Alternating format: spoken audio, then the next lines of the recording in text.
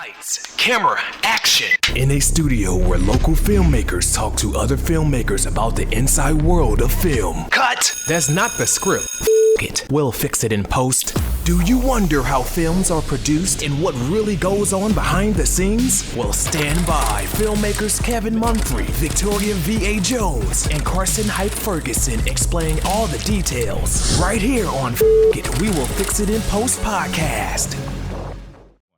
Good morning, good afternoon, and good evening. Whenever you're listening, I thank you for doing so. And I'm Kevin Mumphrey, and this is It Will Fix It in Post. I'm here with my colleagues, Victoria V.A. Jones. What's going on? And Carson Hype Ferguson. Yes. Now, every time. Yes. So, the light of the pandemic, let's see, multiple strikes that we've covered. Basically, living is being really expensive. Overly expensive. So if it's expensive for us, now imagine how expensive it is to be in California right now. Oh yeah. So there are people that are you've heard stories about people leaving California and coming to Nashville. Yep, they definitely coming here, making it more expensive. But we full. Okay, I'm just telling y'all right now, we are full. When I say full, we are over capacity. Okay, we don't nothing else, no more. When I meet people out and they're like, "Oh, I'm from California. You're visiting, right?" Just visiting. Okay, so you're leaving in a few days. Yeah. Just I heard so much great things about Nashville. Not that great, but not that great. Overrated. You can go. But you're leaving Monday, right? Great. But also people who are leaving are people in the film industry. I've seen stories about like writers obviously not making a livable wage. Even after these strikes, things are still slowing down. People they basically production people who are not being able to make a livable wage doing their jobs anymore. So now people who they're now leaving for other places. Like you may have heard recently that 50 Cent now could have a whole production studio in Shreveport, Louisiana. Yeah. And first of all, what did you think about that? It's excellent. He should have had one a long time ago. I don't know why he didn't do it a long time ago. Now it could have just been him getting all his money in order. That could be, or also trying to find the right spot. You know what I'm saying? Now because I could be wrong about this, but I thought at one point he was trying to build something in Texas. I mean, that would make sense. Because, like, you want to go for, like, low cost of living, easy access, amount of land, water is a big thing. Amount of spending as possible. Probably some kind of tax credits or something like that. There's a host of things. And honestly, like, Shreveport is in that corridor, that 20 corridor. I think it's 20. Yeah. Because 40 is a lot higher up. Yeah, the I-20 corridor. Mm-hmm. So, like, Shreveport is relatively, close distance to Dallas. So you're still, like, close to Texas. Close to Texas. You're still in, I guess, a nicer shot of New Orleans. So you get that New Orleans feel. Maybe even Mississippi. I wouldn't say you get to New Orleans feel. Not until you get like a lot lower, like Baton Rouge, St. Martinville, and all that stuff. Okay. I mean, because that's right down the street from my grandma's house. How close is it? It's not close to Florida, though, is it? No. Yeah, I didn't think so. But I mean, but flying, everything is relatively close, though. Oh no, that's if you fly. No. But I'm saying, like, okay, 50 Cent is probably gonna fly most of the time. He's not gonna do a road trip. Oh no, I didn't bring it up as far as like even 50 himself. I'm just thinking like a production crew. Yeah, but even the Southwest like kind of thing, right? Like a rate straight through to maybe not Shreveport, but Dallas is probably relatively inexpensive, and then you could just drive with the 3-4 hours. I think it's like 3.5 or 4 hours or something like that. Because if you're doing, let's say, live event or a sporting event or something like that, you're probably putting all those in trucks and just driving it onto the location. And truck drivers, you can drive, I believe, at least 10 hours straight. So anything within a 10-hour window, pretty good. That's why like Nashville is a great hub for trucking because you're within 10 hours of multiple major cities. I can see that. So, but I'm diverting kind of from my point. But how do y'all think it? So a lot of people who work in production that would have had to be in LA, would have had to be in California, they're now leaving. One of the spots I saw that is kind of been a popular hub of going to is New Mexico. Obviously, Atlanta. What's in New Mexico? Yeah, but there's a whole. There's a lot of stuff like the film Netflix scene. has a production. Yeah, the film scene in New Mexico, it's very inviting. Tax credits, tax abatements, lots of land, relatively inexpensive, probably to other parts of the country. Like definitely for California. Terminator Salvation was filmed out there. Several films were filmed out there because you can make it look like the other side of Mars. Yeah, You can. Yeah, and they've been, because I'm looking into it, and I think New Mexico has been like a building film hub for a few years now. It's just now starting to come. People are starting to really notice it now. Atlanta is probably the big one, but I mean, Atlanta feels almost as big as Los Angeles at this point. Yeah, it's like the new Hollywood. Yes, Probably more people in like proximity to just that county, like because like with all the surrounding counties, it's a lot of people in a small area, relative size. And it may feel bigger too, but also New York is always going to be a spot. Is it? I think so. Is it? I mean, because I don't know if it's as accommodating as it once was. Not to mention like all the other hosts of, compared to Los Angeles. Yeah, but all the issues though, like I don't know, it's just gonna be so costly to shoot a film in New York or LA.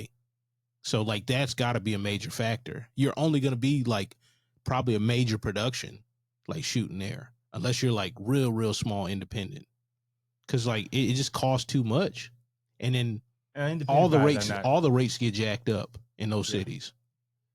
Yeah. Now I think compared to like LA, New York, I think New York, because people just kind of like the look and aesthetic of New York. But you can build that though.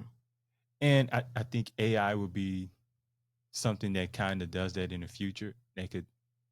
I wouldn't say that right now. Like, but I mean, not right now. Like, I mean, unless you got to tell like a New York centric story, like I don't see you having to go to New York for a story. And if you want that East Coast kind of feel, go to like Massachusetts. Hell, go to North Carolina. And you get like some of those kind of vibes or whatever. North Carolina or East Coast. I mean, because like I don't. Well, I'm saying like for an East Coast feel, not for a New York feel. Asheville, I mean, it might as well be, like a small town outside of Boston. Like as far as like how it looks in the fall, that kind of aesthetic. Like I know you can go to other places, and I mean, I think there have been times that they'll film in like, even like they look like you'll film like they're filming in Nashville, and they'll be in the Carolinas, or wanting to be like New Orleans, but it'd be like maybe outside of Mississippi. So I think that you can find any spot that's going to look like something else, period, point blank, and you can make it something else. So if you need a California feel, like you said, you can go somewhere else and get that California feel or look. That's going to start happening probably. Now, do y'all think it's a benefit that the film industry is starting to migrate outside of California? Yeah, it's a benefit for a lot of people. So that means I don't have to go to California to do a movie.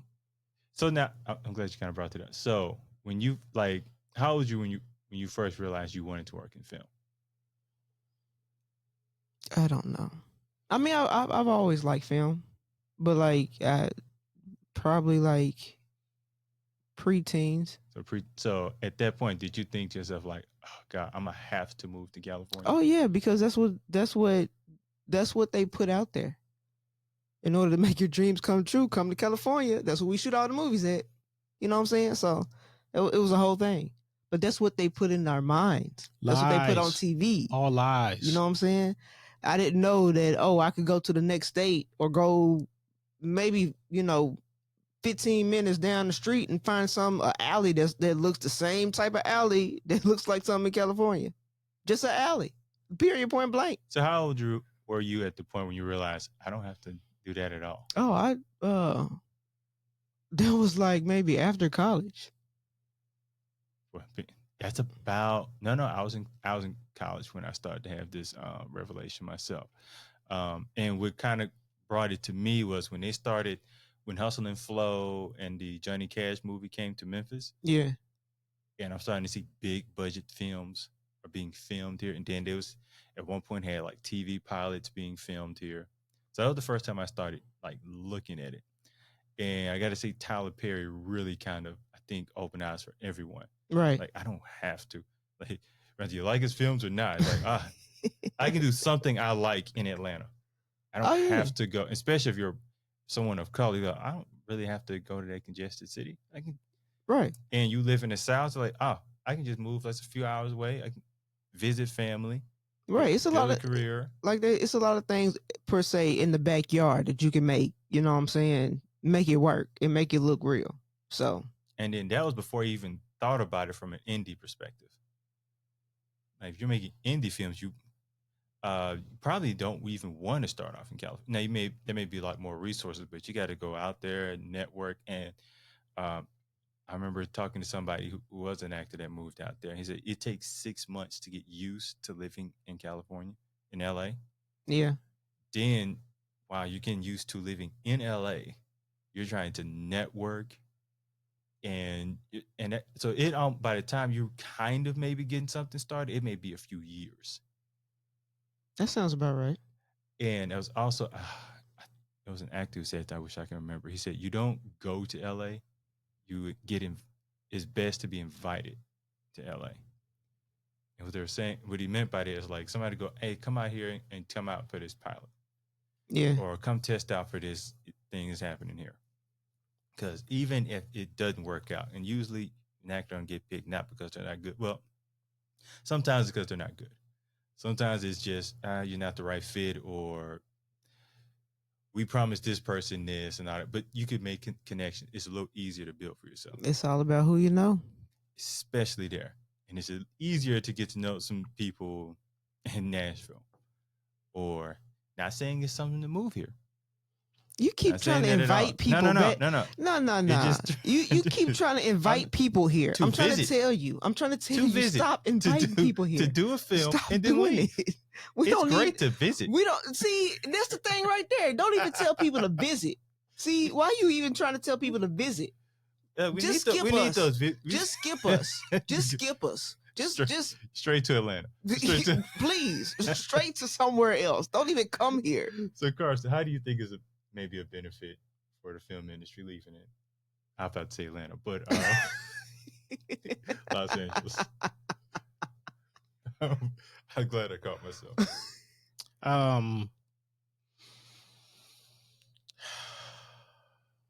That's a long sigh. I mean, like, there's many benefits, like to many different levels. With democratization of technology, you're gonna get different stories. Like just like I heard Andre 3000 talk about music producers and why certain beats are the way they are from producers that are from New York. It's like that. You get a different aesthetic, you get a different take, you get a different like look. When people are like kind of out in the sticks, you know, very, very rural parts of the United States, you would get a different like look and feel of like even the films that they produce or the music that they do, you know, like the Ed Oliver dude, because it's been like the 1 year anniversary since he blew up. That Norfolk Richmond guy. Yeah, like that kind of deal. You won't get that from a city. You won't ever get that from a city, and more than likely you won't get that from any part of California, even though California is pretty diverse. Like as far as like, you know, the different agriculture or scenery, or, you know, I'm thinking of another. Not really thinking about the right word, but, you know, just the aesthetic that would be in whatever part of California you are, whether it be like, you know, arid desert looking place or, you know, with trees, but you wouldn't have like, you know, like the streams of West Virginia or, you know, stuff like that. I was also thinking as kind of kind of creates an avenue to where it like expands the talent pool. So, I believe Quentin Tarantino. I know he's not from California, but he's kind of like one of my favorite directors because I can look at the film and tell, either whether I like it or not, I can tell it's his. He's just so unique in how he makes his films. But he may not have been the only person who thought of making films in a way that he has, or somebody may have another unique way of producing films. They just can't move from Ohio, can't move from Denver, Colorado. Another spot that could possibly have a film infrastructure growing there. I mean, everything else is happening there, and we don't want y'all coming to Nashville. So you can go to Denver. Go to Denver. It's great there. I hear it's nice. You want those winter cold movies too? Denver's perfect. You should go to Denver. It's a dry cold. It's a dry cold. Okay. Yes, it's a dry. It's not a wet cold. You'll like it. If you're bald, put a helmet on. Trust me, you don't want to be cold and bald. But I was just thinking like it creates avenue for us to see different perspectives of how to make film, different kinds of talent. Also, if I say Atlanta may be a lot more local based, so people, like I said, it may not be something that somewhere in like New York may not like or understand, but people in like Florida, Mississippi, Alabama, all of them can gravitate to. So it may create more films that they're related to, and it may even kind of like what 50's doing with Shreveport. He's going to build an economy there. So why have this one big economy and we were growing up, the two main states were LA, New York. Why have this one huge economy in these two states when we can Depends on what you're talking about. Like that's only in film. But like now you got, commingling of different like businesses. So like give me an example. film and like certain texts. Certain text or music in this or tech in this, and then people can flip back and forth between like jobs and all that stuff. So Tech in the movie industry wasn't a major thing back in the day because you didn't have as much players, but you got all this competition now, like from lighting to cameras to even set design stuff. So you mean like from film to music video? No, not necessarily. But like, cause you got to think that even the talent pool that you pull from is probably a lot more diverse in an area like say here than it would be in LA, even though people would be coming from all over the place. But typically the same types of people will probably be making a trek to LA versus working a day job here. So you may have a medical biller that's also an actor on the side here. And then they're close enough to Atlanta where they can, book a day roll or take vacation or something like that. So it's different. It's different, actors too now. There's different people that, that got to make a living too, like the set hands. It's all changing. Yeah, and as far as different actors, I was thinking of, and I've heard this more in Atlanta. It may happen in Los Angeles and New York. I'm not entirely sure. But I know, like people who are retired, what they'll do is they'll just pick up like extra roles as an extra, and they'll be working on one set one day, another set the next day, and they'll be getting money ideally like weekly or every other week, and they just make a living hanging out on sets. Again, I don't know if that happens in California. I don't know if you can. I don't think it would happen there because I don't think you would pay an extra enough to make a suitable living in those spots. If you're retired. Yeah, but to comfortably retire in California is a whole lot harder than here. Yeah, because even like people in New York, you hear like people retire in New York, they go to Florida. Yeah. So like those spots are just not ideal like retirement spots. But in Georgia, and obviously you're probably not living in Atlanta. Your house is probably outside of Georgia. Hopefully it's paid for, so your expenses is a lot lighter. So make a few, $700-800 a week just sitting on sets getting free food. You probably good, Gucci. Did I say the right term? No, that's why I'm looking at you crazy. I've heard You're showing your age. That's that was about 3 or 4 terms ago. Like right after Fleek. Right after Fleek. I'm pretty sure I said it right. Are you sure? I am. You want to say it again? I am. I don't need when there's an opportunity to say it again. I will. It's not here right now. Right now, do you think it's something like this could, as far as competition? How There's no competition for me. No, I'm talking about because I do what I do. Having in the industry with it migrating to different states. I mean, I don't know, because I don't see nothing being competition though. Well, I mean, like you're competing for attention, like dollars equal attention, and like every single thing is actually conditioning the general audience to be open to other things. So before, they probably wouldn't see as many films outside of the mainstream formats. But now, like, some of these indie films are actually pretty good, but the bulk of films that are made are actually bad, like relatively speaking, right? Oh, you're talking about films. You're not talking about the where they're filmed at. So I give you an example. I'm meaning like the industry itself. So let's say, like you saw what happened with film industry in Atlanta in the last 10 to 15 years. So let's say 50. He doesn't do exactly how well it is in Atlanta, but let's just say a B+ version, where he's built the economy. Films are being produced there. Many like indie film companies are being built there. It almost like changes the city. Yeah, it draws more people to the city, and that's more money. So, say it happened there. Think of somewhere like, I don't know, that stuff being filmed in Cleveland. That's like a Montana.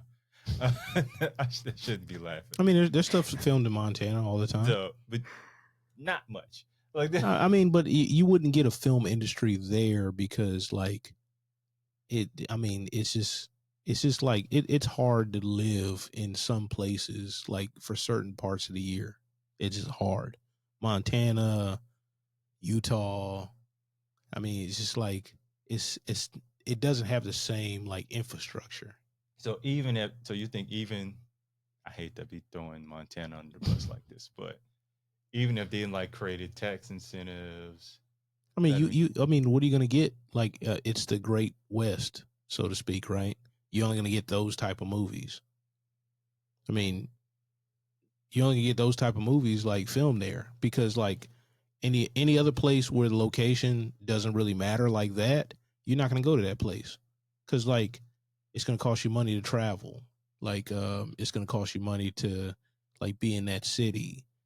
And then you gotta, you're gonna have to go to. But it'll be cheaper. Yeah, but it's gonna be desolate areas though. So you willing to get that back in gas? If there's like no incentives, because you got to drive everywhere, and like anybody that's lived in Texas or whatever, and you're driving major city to major city, or truck drivers, like I mean that's a cost you would have to account for. You're gonna be willing to move all those people, however far you need to move them to get to the right area to shoot. Now, you bring up like truck drivers, and I was thinking one way, it's business wise, they could benefit from something like that. Like obviously, truck driving companies that are moving equipment from state to state or whatever. Also, I could see maybe they'll do something like a bus driving company. Maybe make a deal for actors to like, we carry you from here to here for this price, and it could almost be like an economy boost maybe for them. I mean, but you would have to do that anyway. And then would that bus driving company be a economic boom in that area that you're driving to, or the area they're going back to? More than likely, it's going to be wherever they live to go to and fro, because you can always charter a bus. It happens all the time. Hell, like family reunions do it. Like we did it one year to go to Carowinds, that theme park between North and South Carolina. Then also Ubering into certain, because I don't know what that would be an expensive Uber though. Well, I'm sorry, not state to state. That would no. I'm meaning I'm like about... while let's say you're just in the city to shoot for like 3 days or something. Like that. Yeah, but how many Uber? Really, how many Uber drivers you got in Montana though? No, I mean seriously, because it's not as viable there as it is in like more compact areas. You know, where you're going to have more people to choose from to do all these other additional jobs as well. And not to mention, like, unless you're like telling a specific cowboy story or a story that's specific to Montana, I don't see a need to like specifically go there. So somewhere like Montana, you don't think you can tell a diverse array of stories? No, you could, but it's like okay, one is not just telling the story, but I mean it's also, you know, like cost prohibitive things, prevented things, cost prohibitive things, because you got to figure that out. Because most people, if they could tell like the story they want to tell, you know, with cost not being an option, they would go shoot for the moon. But we know that's not the case. And in fact, like it's the limits that have like produced a lot of the greatest moments in film history. Okay. And you have to film within your constraints. Yeah. So if all you got is $5,000, I'm pretty sure you're not going to spend it going to Montana to film. Well, is one scene probably, maybe if it's calls for in the script, there's one scene that, okay, we need this type of setup. So you might spend a weekend in Montana to film one scene. Not for no $5,000. You're gonna blow the whole scene. You're gonna blow the whole thing on that scene. You're gonna have to film with a DSLR. Yeah, that's Which there's nothing wrong with that. But I'm saying, like, you know, whatever the scene requires is what the scene requires. But I wouldn't advise anybody to blow their whole budget on just the one scene. No, I'm not talking about blowing the whole budget. Yeah, but I'm saying, like, if you got a $5,000 movie, you know, you'd be like, hey, maybe we're just doing this living room. I'm just saying. You probably are doing it in your living room. I'm just saying. You got one nice house, and it's gonna be a real nice living room. But it's going to be in that living room. Hey, we're gonna do the stage play. We don't have a stage, so we're gonna play right here. You're gonna be on the sidewalk. It's gonna be great. But now, just paint a picture. So let's say we got Atlanta. Let's say Shreveport works out. Other state or cities like Nashville, like Colorado. I mean, look. So I'm gonna tell you why I keep putting it, because it's already happening. I know it is, but I'm just saying maybe we can drop the population or just cut it a little dry. No. From what I've been hearing, I know it's already here, but I'm just saying you keep putting it in rotation. But maybe if you don't say it, maybe I can still, you know, picture 5 years ago being a good time for me. 5 years, girl, we way past that. But like, let's just say 5 other cities starts building let's just say competitive film industry in their cities. Obviously, that's going to be taking down money from California. Yeah, but California's already getting there. I mean, it's unless you go into a major studio in California that you really want to use because it's a major studio, a lot of people ain't going there, and they're not really filming there. So you think California would be fine if I'd say I just use 6 as just 6 places where it's like competitive to Atlanta. Major movie studios. I would. The thing is, I don't think I need to go to California unless I'm invited. But for me to go to California and be like, yeah, I'm finna go to California and make my dreams come true, that's out the window for me.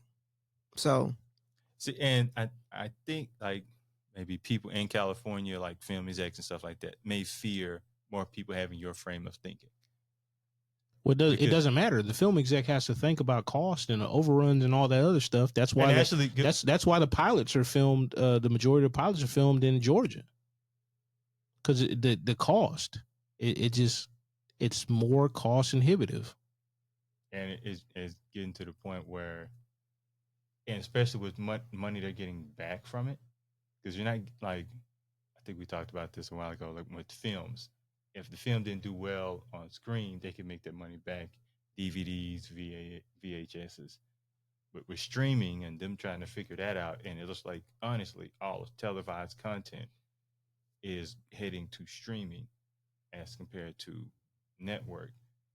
Like the entire, as far as like how to make money and the funding of it is being configured like in front of our eyes right now. Yeah, but nobody truly knows. I mean, there's a few people that got it figured out for their own personal audience, but I mean, it's always been like that though. If you build an audience, they won't come. But you know, got like a straight to audience type of setup. Yeah, even if you don't have that, if you have like a four walling thing and you have a name or whatever, guess what? The audience is gonna give you this stuff. Like old boy in Chicago, Mark, I can't remember his name, black dude. He's got like every film he's done has made profit, and he doesn't have like this crazy like abundant deal, but he's building his audience almost like how Tyler Perry did with the plays back in the day. I can't remember his name. Like he does the film threat interviews like all the time. He's out of Chicago. Can't remember the dude's name. Mark something though. I've actually exchanged emails with him. Cool dude. He's probably one of those faces better than names. Like you see the face, that's what that is. One of those types of things. But so I get ready to wrap things up here. I'm pretty sure your final thought is don't come to Nashville. We're full. We're full over here. I'm trying to figure out a way to get out. Atlanta say they full, Nashville full. Everybody seems to be full lately. Carson, final thoughts. A meal would make me full. Should not have asked you that. So, going to say this is I meant nothing to nothing, but okay. So what is going on? What are we doing? What is going on? And now I'm hungry. Now I'm hungry for change, and that change will be in the film industry. So okay, Martin Luther King Jr. Yes. Nah, like he's like that dude from Tennessee with the afro. Oh, I know you're talking about. Oh, well, no, am I Justin? Yeah. Oh, he's from Memphis, so that's cool. But anyways, he is from Memphis, ain't he? Yes, he is. So, and little boys will sound like little we definitely girl. wrapping this up. What the fuck are you talking about? That's how he talk. That's how that dude talk. No. That's how he talk. You talk that. I don't. He's know. like a bootleg MLK. No. I'm like this dude is like how old is he? I don't know. He's under 40. Under 40. Of course he's under 40. He's under 40. I'm like, why are you talking like a Southern Baptist preacher? Well, I mean, he comes from the church. But. Yeah, but I don't talk like that. When's the last time you heard somebody just on the street being like, "My brother, can I get $5?" That's the way he talks. I need $5 from you, my brother. That's the way he talks. We shall overcome with this $5 that you give me. He trying to make it to be the president. Okay. I don't think he talk like that, like on a regular. That dude, he probably put a cigarette in, like a cool. I mean, if he was born and raised in Memphis, I'm pretty sure he doesn't talk like that. Yeah, he don't talk like that. Talks somewhat like I know someone who knows him. He don't talk like that though. All the extra projection. Yeah. No, you got to be coached to do that. You got to be coached to do that. He's 29. That's what I thought. Yeah, and like he ain't talking like that. Not at 29. We're done. That ain't Gucci. That ain't Gucci. That ain't Fleek. We're done. Thank you all for listening. What year are we in? Y'all need to stop using all these terms. Hey, no, I brought it up because he brought it up. A long time ago. I'm trying to end this. Call back. I'm Kevin Mumphrey with my colleagues, Carson Hyde Fargus. Yeah. And Victoria V.A. Jones. Oh, my God. We got to go. That's a wrap.